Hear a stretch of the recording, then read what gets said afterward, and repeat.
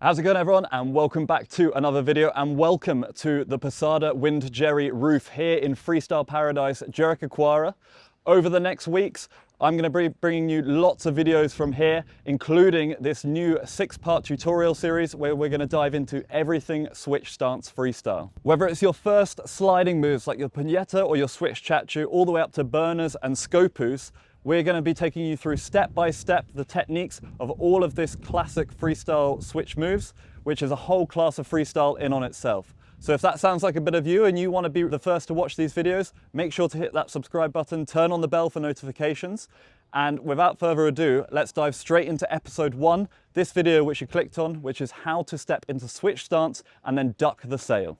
Okay, so why should we learn switch stance windsurfing? Whether you're a freestyler or not, being able to go in switch stance is a really useful skill throughout the course of windsurfing. Whether you're in the waves, whether you're learning to jibe and you get caught in the wrong position, being able to sail in switch stance is going to mean that you're going to have a lot more control in these difficult situations. And then, of course, it also applies to our classic freestyle switch stance moves. You might have already found yourself in switch stance before, whether that be coming out of a jibe, wave riding, or of course doing your freestyle moves like the Vulcan and the Spock 540.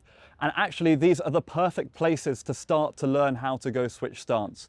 When you are getting into switch stance, it can be quite difficult. So once you actually get there, you want to feel comfortable in that position, and training being in switch stance by coming out of, for example, a duck jibe is a really good way to get comfortable in switch stance in the straps at speed. Also, if you're at home and there's no wind on the forecast, make sure to get out on a big beginner board and practice getting into this switch stance position so you again feel as comfortable as possible on the water. Before we get into the technique of how to step into switch stance from our regular sailing position, let's first talk about a few things that's going to make our lives easier before we even get started. The first thing is lots and lots of speed. A fast board is a stable board, so the faster we're going, the more easy it's going to be to step into our switch stance. The second thing is going to be the spot we're sailing at. Obviously, the flatter the water, the more stable our board's going to be. So if you are at a choppy spot, try and find the flattest piece of water possible. And if you're lucky to live at a flat water spot, then you're already in the right place. The final thing is feeling comfortable in your equipment. Going into switch stance, we want to be feeling really confident. So for that, I've got a whole video on how to set your equipment up. Go check that out. It's just important that we feel safe and secure when getting into that twisted switch stance position. Right then, let's go straight into how to go into switch stance. Now you might think we're going to start with the feet, but no, we're going to start with the sail. Now, as I said at the top of the video, we want to keep as much speed as possible to keep that board as stable as possible. Now, how does this apply to the sail? Well, it means we do absolutely nothing with the sail. We want to keep the sail as still as possible as we're changing our feet. What this is going to mean is we're going to have lots of power sheeted in with lots of mass foot pressure that's going to keep that board nice and flat. As you can see here on the screen, I'm slowly stepping into switch stance, but you notice how the sail does not move an inch, and this is giving me that extra stability that I can then rely on and hang off while I'm changing my feet. Just like when you're learning to get into the foot straps, it's really important to hang your weight off the boom so that you can take your weight off your feet and maneuver them into the foot straps. That's also, of course, going to help with your mass foot pressure. Again, just keeping that board flatter and the most stable base you can get to give you the best chance to get into that switch stance as quickly as possible. The last thing to mention about the sail then is, of course, the angle of sail, the angle that we're sailing across the wind to get into switch stance. Now, the angle that we're looking for is around 10 to 20 degrees downwind. If you go too far downwind, you're going to have too much power in the sail, which is going to mean that your weight is going to shift back and it's going to put you in a bad position. You're going to stall the board by ploughing the water. If you go too far upwind, then it's going to be too much of a twist to get into that back foot strap. So that happy medium, 10 to 20 degrees off the wind, is going to be the perfect angle for us to get into switch stance. We want to try and keep this angle consistent throughout the whole time we're going switch stance, all the way up until we duck the sail or pop into our sliding move, so that we've got that consistent speed and consistent angle. Try not to slalom or S around with the board too much. This is just going to kill more speed. And again, the aim of the game is to carry as much speed as possible. Part of this is what we do with our feet. So without further ado, let's go on to the technique of our feet. For the feet then, the first thing to think about is to try and minimize the amount of steps that you're taking on the board, and also keeping those steps as close to the center line as possible. Obviously, this is just going to keep your board more stable and help you to keep that speed throughout the transition from regular stance to switch stance. The first step to getting switch stance is taking that back foot out the foot strap and placing it on the upwind rail. Actually, you'll notice a lot of freestylers do this anyway. We sail with our back foot out the strap so that when we come across that flat bit of water, we're ready to switch into switch stance straight away. At this point, I also bring my front foot slightly out of the strap, not all the way out, but just loosen it a little bit so that I'm ready for the next step of stepping switch. Now you're in that position where you're most ready to be going switch stance. Let's do it. So you're going to bring that back foot into the opposite front strap and you're going to try and get it in as far as possible. The idea is to try and get your toes over the center line of the board, again, keeping that board as flat as possible while you're still hanging off the boom, keeping that mast foot pressure and the power in the sail. As you're doing this, your old front foot is now coming out the foot strap and maybe just on the pad behind it while you're getting that new front foot in. As soon as that's locked in, you want to bring your old front foot into the back foot strap over the center line on your toes. You do not need to go fully into the strap flat-footed.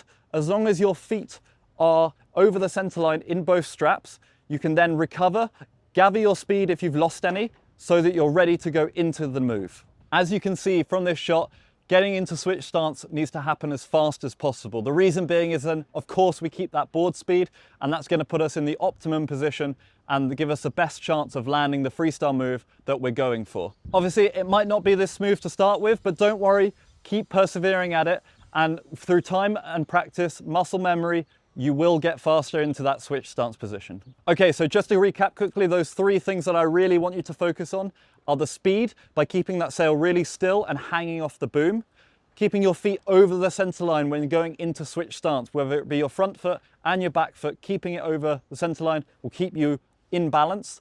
And then the last thing, be as fast as possible with your feet so to not disturb the trim of the board. Now that you're at speed in switch stance, it's now time to think about some freestyle. So you can either start going for E-sliders, puñetas, switch chachus, all your sliding moves, or we can look towards our power moves. And for that, we need to learn how to duck the sail. So that's what we're going to cover next. So ducking, what is the most important thing we need for ducking? You guessed it, it's speed. We want to carry as much speed as possible from our switch stance, and that is going to make our ducking life much easier. Another really key thing to think about when ducking the sail is keeping your weight on your front foot. It's really important, again, that we keep the mast foot pressure, our weight on our front foot to keep that board flat, which again is going to give us more speed. The last thing to mention before we go into the duck is that we are ducking the sail around our body. We are not ducking ourselves under the sail. And this is really important when it comes to keeping our weight consistently on that front foot so that we keep a fast board throughout the duck. The most important thing to know about ducking the sail is apparent wind. Now, I've done a full detailed breakdown on how apparent wind works on my Flacker tutorial, so I'll leave a link to that up here if you want to go and check that out. How does apparent wind then translate to us ducking? Well, the faster we're going, the straighter that apparent wind is, so it means that we can throw the sail further forwards before we then pull it back, meaning our weight can stay further forwards and we keep our speed throughout the duck. However, if we don't have the board speed and we're going too slowly, the apparent wind is going to shift more towards that true wind, which means we have to throw the sail more to the side, which is going to upset our body weight because both our body and the sail can't be both in that same position.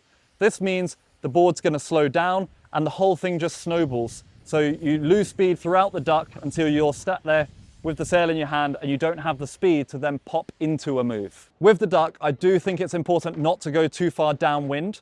You will find this balance through experience, but try to go no further than 45 degrees downwind before you duck the sail. Before we go into what we're doing with our hands, let's quickly look at a couple of common mistakes I often see on the water with people ducking. The most common crash I see when it comes to ducking is where you duck the sail and the sail powers up and goes across the nose of the board quite aggressively.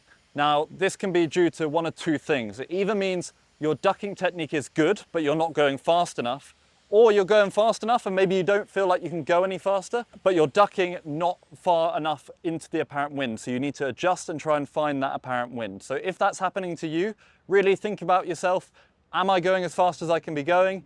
If so, adjust your technique either way, depending on your speed. The second crash is obviously the opposite. It's when you throw the sail and it goes straight down into the water and it doesn't catch the wind on the opposite side. Now, this is because you're probably not going fast enough, or you've thrown the sail too far across and you've missed the apparent wind. One thing that can really affect this is actually your sail trim. So make sure you don't have too much downhaul on your sail. You want a nice tight leech. And again, having a freestyle sail is going to help this because of that nice Dacron panel. That means the sail is able to go neutral as soon as you throw the sail towards that apparent wind. We've looked at how to move our feet for getting into switch stance, so now let's look at how to position our hands for ducking the sail.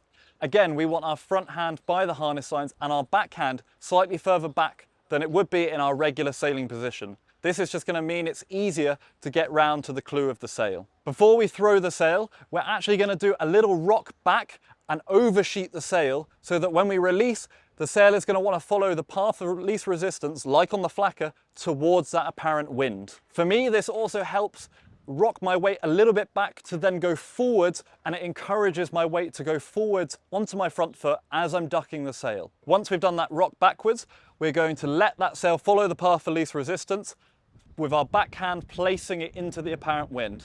Let go of your front hand and grab the clew on the same side of the sail so that you can then pull the sail back behind you and so it lands in front of you. It's important to pull the sail back. I kind of like to think about it as starting a lawnmower. You're pulling it back behind your shoulder so that the sail comes nicely in front of you. If you pull it down and in front of you, it means that the clew is going to power up and you're not going to catch the sail square. It's really important to emphasize that we're again ducking that sail around us, so as you pull the sail back behind your shoulder, the sail should land right in front of your hands without adjusting your body position at all. Once you're in that ducked position, once you've caught the sail, you can then carve upwind into a duck tack, or you can even jibe out, or if you're feeling confident, you can start going into some freestyle power moves. If you want to get your ducking muscle memory more consistent, then I would really recommend practicing on the beach or on a longboard. However, it's really important when you're doing this to emulate where the apparent wind would be. So actually you want to practice ducking the sail into the wind because the wind will be more straight on. Do not practice on the big beginner board heading across or downwind, because if you do this on the high wind on your short board, all that's going to happen is you're going to throw the sail straight into the water. So try and practice good habits at the beginning by practicing into the wind or where you think the apparent wind should be.